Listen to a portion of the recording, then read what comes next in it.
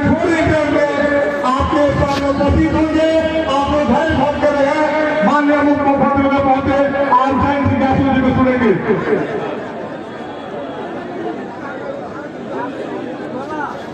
शरद जी को चाहने वाला, उनसे मोहब्बत करने वाला वृहद समाजवादी परिवार आज जिस शरद जी की स्मृति में यह सभा है, हमने कभी सोचा नहीं था कि इस मौके पर भी कभी बोलना होगा। शरद यादव जी का जाना भारतीय समाजवाद के जीवन से रोशनी का जाना है। शरद जी इस देश के समाजवादी आंदोलन की रौनक और उसके नूर हुआ करते थे और शरद जी ने इस देश में गांधी के अंतिम आदमी और अंबेडकर के दबे कुचले लोगों को केंद्र में रखकर जीवन भर राजनीति की और जिस तरह से वे हमारे बीच से गए हैं, भारतीय संसदीय राजनीति में एक गहरा शून्य पैदा हुआ है जिसको भरना आसान नहीं होगा। और शरद जी इसलिए भारत में प्रासंगिक रहे हैं और रहेंगे कि उन्होंने लोकनायक जयप्रकाश नारायण, प्रकांड समाजवादी विद्वान और नेता मधुलिमय और इस देश के पूर्व प्रधानमंत्री चौधरी चरण सिंह जी की सोहबत में रहकर राजनीति की। 1974 में जब छात्र आंदोलन ठीक से शुरू भी नहीं हुआ था, शरद यादव जी इस देश के उन चंद नेताओं में से हैं या पहली कड़ी के नेताओं में से जो मीसा में 2 बार बंद रहे, आपातकाल के पहले भी, और जेल में जब थे वहीं से जयप्रकाश जी ने एक प्रयोग किया और उनको जनता प्रत्याशी के रूप में उतारा और वो उपचुनाव में जबलपुर से विजयी हुए। लेकिन नैतिक आग्रह उनमें इतना ज़्यादा कि पूरे 543 लोकसभा के एमपी में से सिर्फ 2 लोग इस देश में हुए जिन्होंने लोकसभा का कार्यकाल 5 साल से बढ़ाकर 6 साल किए जाने के खिलाफ इस्तीफा दिया। एक मधुलिमय और दूसरे शरद यादव जी।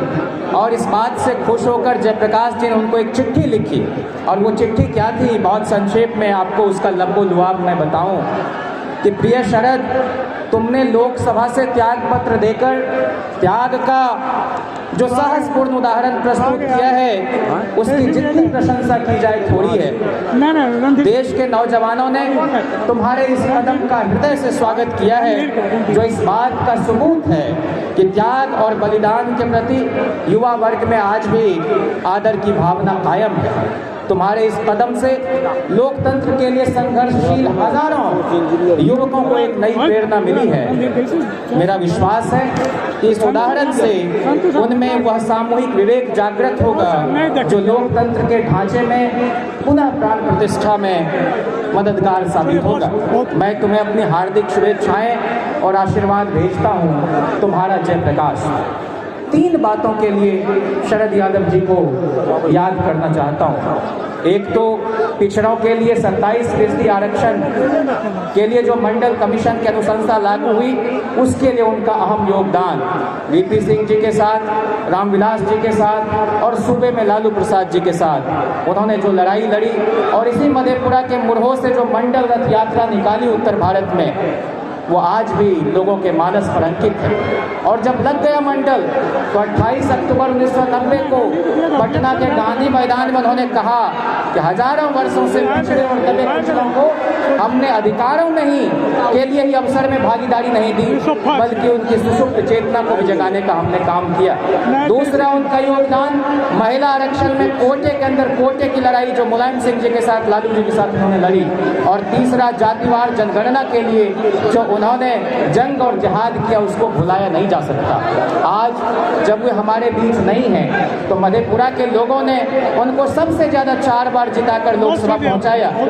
15 बार उन्होंने लोकसभा का उपचुनाव लड़ा जिसमें 7 बार विजयी हुए, और हमेशा वे कहते थे कि सच्ची बोली को बोलने से घबराना नहीं है। आज हम सब लोग उनको याद करके मर्माहत हैं। अरे ज़माना बड़े शौक से सुन रहा था, हम ही सो गए दास्तां कहते कहते। जीवन भर निर्मल जीवन जिया और कबीर की तरह दास कबीर जतन से ओढ़ी ज्यों की त्यों धर दीनी चदरिया। हम उन्हें आज न सिर्फ नमन करते हैं बल्कि यह संकल्प भी लेते हैं कि समाजवाद की जो लड़ाई उन्होंने लड़ी उसको कभी हम लोग धूमिल नहीं होने देंगे बल्कि उनको और मजबूत करेंगे।